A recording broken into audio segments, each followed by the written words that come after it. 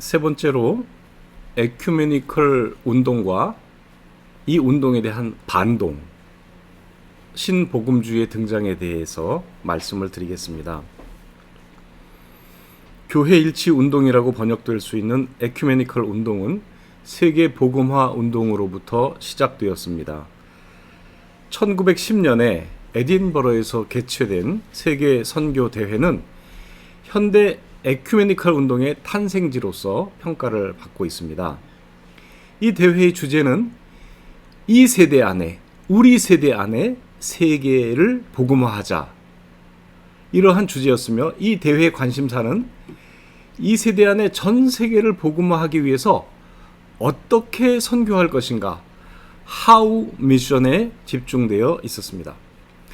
이 대회에서 그동안에 있었던 선교회의 선교로부터 교회의 선교로 전향이 필요하다는 그 필요성이 대두되었고, 선교의 책임은 원칙적으로 선교지 교회, 현지 교회가 스스로 감당해야 되는 것이라고 강조하였습니다. 선교지 교회의 자립이 화두로 등장함에 따라서 이 대회에서는 선교지 교회와 피선교지 교회 양쪽으로부터 선교사는 피선교지의 교회 지도력을 동료로서 존중해 주어야 한다는 주장 또한 강력하게 제기되었습니다. 에큐메니컬이라고 하는 용어는 누가복음 2장 1절에서 볼 수 있는 대로 가이사 아구스토가 천하로 다 호족하라 하였으니, 예수님의 탄생 기사에서 이 천하에 해당하는 헬라어 오이쿠메네로서 사람들이 사는 모든 곳이라고 번역이 됩니다. 한국어로는 에큐메니컬 운동이 교회 일치 운동으로 표현되고 있지만, 선교적 입장에서 볼 때 마찬가지로 중요한 것은 교회 밖 세상으로 그 선교 시야를 확대하는 개념이 되겠습니다. 기독교 확장사의 측면에서 볼 때 19세기는 케네스 라투렛이 말한 위대한 세기였습니다. 그러나 당시는 식민지 팽창과 더불어서 이 선교가 부정적인 모양으로 나타났기 때문에 선교지에서 선교하는 국가 간의 이해관계로 인한 갈등이 속출하였고, 선교에 막대한 지장을 초래한 것이 당연했습니다. 그리고 교파 간의 경쟁은 선교 중복 등을 통해서 자원을 낭비하게 만들어서 교파 간의 협력이 절실해졌습니다. 그러나 에딘버러 대회의 문제점, 이것은 무엇보다 교회들 간의 연합의 부적절한 구조, 즉 교회보다는 선교회 중심의 대회였다, 이런 한계를 가지고 있었고, 또 영미 국가에 의해서 주도되고 있었다는 한계를 가지고 있습니다. 그럼에도 불구하고 이 대회를 계기로 1921년 뉴욕에서 국제선교협의회가 창설되고 피선교지 교회가 주도하는 선교에 대해서 논의했고, 1928년 예루살렘 국제선교협의회에서는 선교지에서의 사회 선교의 중요성과 또한 선교지에서 전통 종교와의 대화 필요성이 논의되었고, 선교에 관한 통제와 권한이 선교회로부터 공교회로 이양되어야 한다는 입장이 정리되었습니다. 실로 에딘버러 대회는 선교로부터 에큐메니컬 운동이 시작되었다고 하는 사실을 알게 해주는 대표적인 사건이었습니다. 20세기 기독교 선교는 에딘버러 대회 이후에 선교회의 선교에서 교회의 선교로 변화되었고, 2차 세계대전 이후 전후 복구 시절에는 교회의 선교에서 하나님의 선교로 옮겨지는 신학적 측면에서의 큰 변화를 경험하게 됩니다. 우리는 여기서 라투렛이 말한 그 위대한 세기, 19세기를 위대한 세기로 보았을 때, 우리는 20세기를 이제는 선교를 기독교 확장사의 측면에서만이 아니라 선교의 본질인 하나님 나라로 관심을 옮겨간 에큐메니카 운동이 시작된 바로 의미 있는 세기라고 이름 붙여볼 수 있겠습니다. 가히 선교신학의 코페르니쿠스적인 전환이라고 평가할 수 있는 이러한 신학적 흐름을 계승한 것이 1958년에 가나 국제선교협의회였죠. 여기에서 세상 속에서 선교할 수 있는, 더 이상 교회에 집중하는 것이 아니라 세상 속에서 선교할 수 있는 효과적인 방법을 찾아내어서 1948년에 드디어 결성된 세계교회협의회와 통합하기로 결의합니다. 그러니까 세계교회협의회 안으로 국제선교협의회가 들어가는 거죠. 근데 이때 발생한 문제는 이 세계교회협의회 WCC는 이 그동안의 국제선교협의회 IMC와는 다르게 공교회들의 협의체이기 때문에 그동안 IMC의 회원이었던 인사들이 더 이상 WCC의 회원 자격을 얻지 못하는 그러한 상황이 발생하게 된 것입니다. 여러 선교 기관들과 조직들이 한마디로 이 세계 선교와 전도위원회에 편입되는 과정에서 제외되고 말았던 것입니다. 그동안 국제선교협의회의 1차적 관심은 아직 복음화되지 않은 3분지 2세기였으나 WCC와의 통합 이후의 관심은 실질적으로 뒷전으로 밀려나고 정치, 경제, 사회, 문화가 선교의 현장이요 대상이 되었습니다. 여기에 대해서 어떤 반성이랄까요?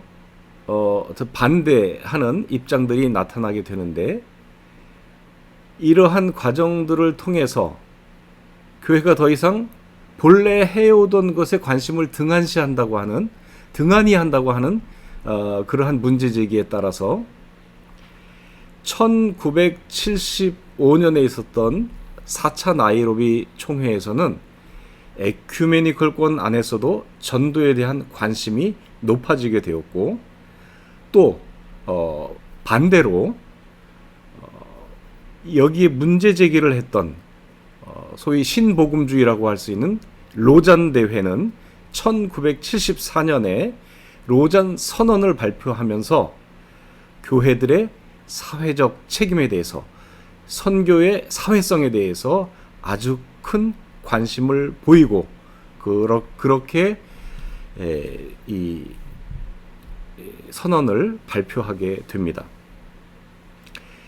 그래서 이제 상징적으로 보여지는 것은 서유럽 교회 협의회가 보고서를 발표하게 되는데, 타자를 위한 교회, 여기에서 보면 요한복음 3장 16절에 근거해서 그동안 선교 도식이 전통적으로 하나님, 교회, 세상이었는데 이것이 하나님, 세상, 교회 순으로 뒤바뀌게 되었습니다.